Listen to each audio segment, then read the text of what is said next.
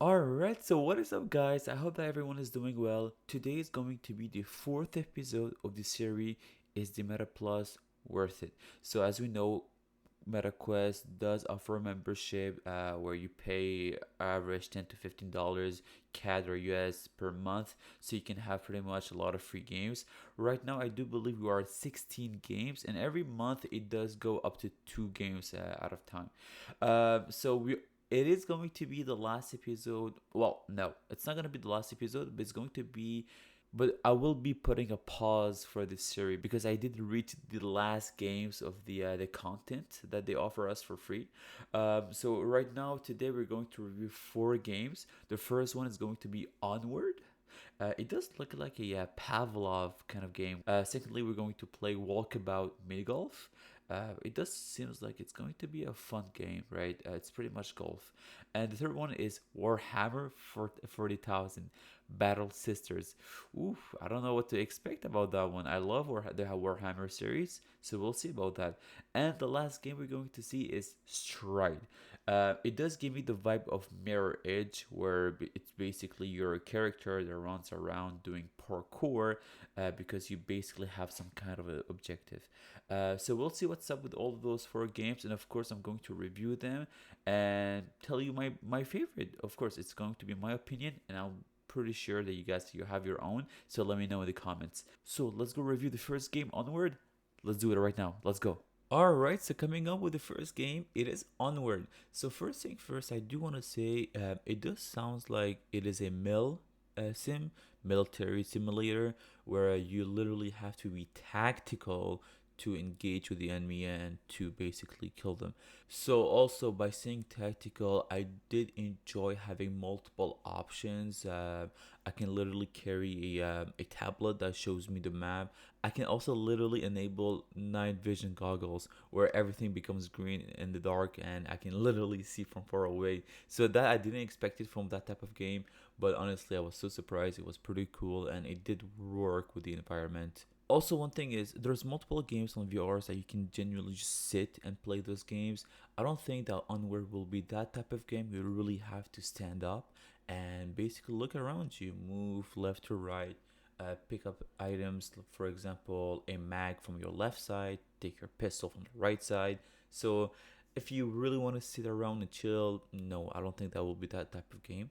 And now jumping on the movements, you're not going to sweat a lot by playing that game. It doesn't require a lot of sudden movements, but you're going to have to stay still sometimes. But like I said, it is a military simulator a game, so basically that means that sometimes you will need to stay at some spot and aim at the enemy until they come to you. So you're going to tire yourself a bit, but I'll put it in the moderate. I wouldn't really put it on the high extreme where you'll sweat or on the easy where you will not get tired at all. That's not the case here. But honestly, I did play the game Pavlov. Both of them looks pretty much alike.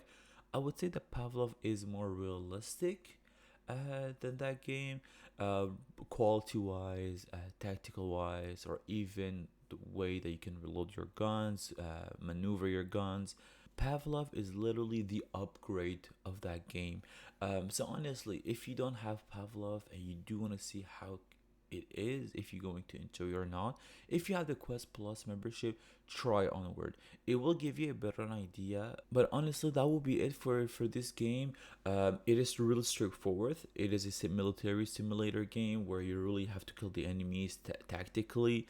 You have a bunch of friends with you. You can play online. But overall, I did have some fun playing that game. I did speak to some teammates over the games, and I enjoyed playing with them. It's not gonna be boring. I do believe that I'm going to keep that game in the library. But yeah, so that's gonna be pretty much it for that game. Let's get into the next one. Let's go. Alright, so the next game of today's episode is Walkabout Golf. Honestly, personally, I did have a lot of fun. I'll tell you one thing. The type of games that I would love to play from time to time are those ones that don't require a lot of skills, doesn't require a lot of sweat. I don't need to work so hard just to win or just to enjoy the game. You know those type of games where you can literally just sit or stand up, it's up to you, and just do one move, right? One physical move, for example, swinging your hand, throwing a ball, like Angry Bird, you just throw a slingshot, or Tetris, you just move things around, and it doesn't require a lot of skills, but you do have a lot of fun. That game is that type of game. You literally require to only use one controller to use your actual stick. To be honest, I'm not sure what to call the stick that you use on golf. I'm so dumb. I'm sorry about that. Alright, guys, so I literally took 5 minutes to go on Google and to search on how to call these sticks. But no, they are called golf clubs. As easy as that. I'm sorry. My apologies, guys. Anyway, so coming back to the main conversation, so you only need one controller to use your golf club, and that's it. You move, you look at where you need to throw the ball, and you just play. I played for nearly 2 hours. I had a lot of fun. It doesn't get boring. You know why it doesn't get boring? The game puts so much work. They put so much work into decorating the whole place. I swear to God, there's so many maps you can play, and each one is genuinely different than the other one. One map that I played, it was a pirate scene. The other one I played, which I genuinely enjoy, is space. They literally have a space theme on a golf play. I was so shocked. I was literally speechless. Every time that I would play, before playing with the ball, I would look at the environment. Like I said, the environment is so well made that I feel immersed into the game. Which brings me to my next point. You can literally play for hours on end without even realizing that you're playing for a lot of time. But yeah, but that's going to be pretty much it for this game. Let's get to the next one. Let's go. Alright, so now coming up with the third game, Warhammer 40k Battle Sisters. Okay, look, I've played that game. I'm in chapter 3 right now, so I'm not really done with the story, but so far, so good. I'm not joking around, guys. It's such a good game. I had a lot of fun. Now, let's go point by point on why I loved it.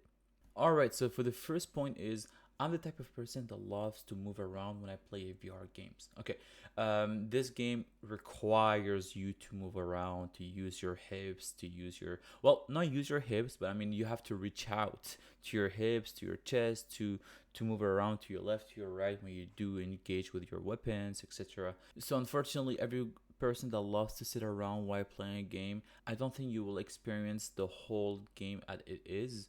So before I do proceed to the next point, I do want to add up the point of the story, right? The point of the game. So unfortunately, your base where you reside have been invaded by the enemies, and the whole point is that you have to fight them back. I know I summed it up so quickly. I didn't provide any information or any spoilers because that is up to you to find out. I don't want to really spoil the game. Alright, so now coming up with my second point is I genuinely love futuristic games. That's my personal opinion. I know that everyone doesn't follow that opinion. People love primal times, people love present, games, or people love futuristic games. I'm on the third option. I love futuristic games, so that game is full of it. So if you're that type of person that loves futuristic games, honestly, that is your game. The weapons, the armor, the vehicles that you use, everything is futuristic. Well, that's the whole story of Warhammer 40k. It is far away in the future, and there's pretty much wars between a lot of casts. So my third point is when you do add up everything, all the points I have provided. So the fact that the movements are pretty cool, you have to engage with your hips, with your chest, you have weapons on the left, right, upper, you have to pull out your swords from your shoulders. The fact that the quality is pretty very nice, and also that the whole design of the game is absolutely magnificent.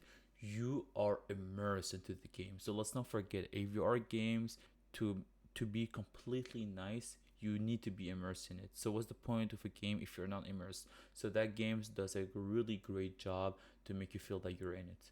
So before we do proceed with the fourth game and the last game for today's episode, I'm going to leave out some clips of that game so you can at least know what I'm talking about.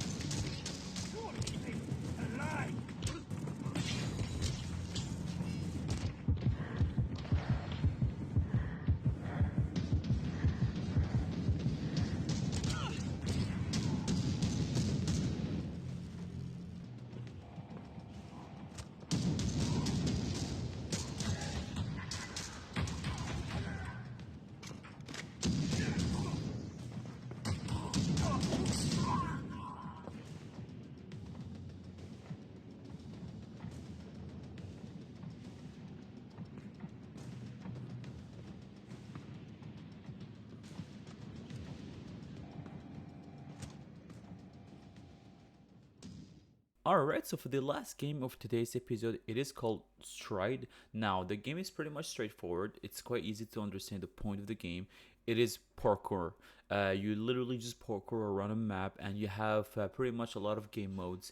It's in. By the way, I do want to say it's a multiplayer games. You can play by yourself, but it's one of those games like, for example, Gorilla Tag, where the fun of the game you would need to play it online. So now for my first point is the movements. I enjoy playing that game because one thing that the developers focused on is the movements of your hands. Now literally to run the game you do not press a button, you have to move both of your hands literally so you can run forward. To slide you would need to physically crouch, and to climb some let's say a structure you would need to put your hands on top and just push yourself on top of it. And literally to jump you need to just elevate your hands every time you want to jump. You press A, you elevate your hands in the air, and then you pretty much jump. Also, they did add a lot of extra stuff in the game. You can literally use a zip line, you can use a hook so you can swing it around like Spider-Man basically. And one thing that I do want to add up is they added a gun to the game, like literally. So there's a combat game mod. It's basically team deathmatch. It's two teams, and you basically have to parkour around, and everyone has a gun, and you basically gotta kill the other guy. But everyone is doing some parkour, so it's hard actually to aim and shoot at the same time by jumping. And let's not forget that also the enemy are jumping too. So honestly, it is really really fun. So that type of game, like I said, it's like Gorilla Tag, Population One. It's a game that you mainly play online. There are battle passes, there's microtransactions in it, so you can buy skins. But I'm not gonna say too much on the game. It is pretty simple. I did enjoy it personally. Alright, well, that's pretty much it for today's episode. So we reviewed Onward, Walkabout, Mini Golf, Battle Sisters, and Stride. Honestly, personally, I did enjoy playing all of those games today. It did happen on some previous episode. I did not like a game or two, but for today's episode, they're all genuinely good games. I'm really shocked because normally when there is a free, no. So when there is a membership that a merchant offer us, most of the time we do realize the games are bad. That's why they give it for free, if we can say that.